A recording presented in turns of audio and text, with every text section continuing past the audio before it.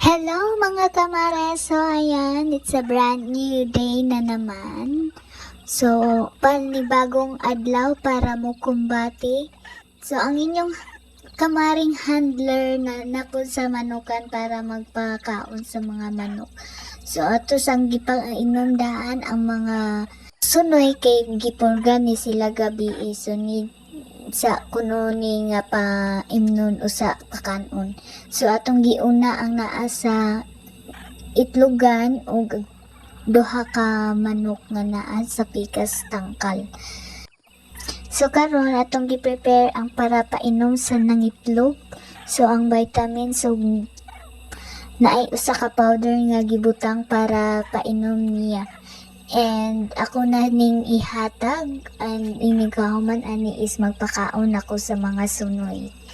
So ako nang pakanon kay human naman sila og inom. So hatagan na po na ako og pagkaon. So karon wala man akong manghud og iyang pares dire.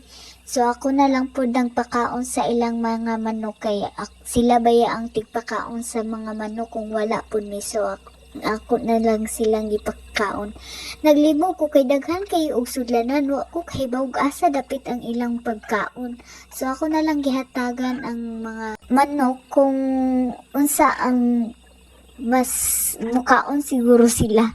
So ako kahibaw so hatagan ko ni nato og tubig. Kung naay mga manok nga sige waras-waras sa akong video basig ganahan mo. Bitaw oy kasab-an niya ta sa tag-iya og human ako og pakaon og painom sa mga manok so maura to bye. See you in my next video.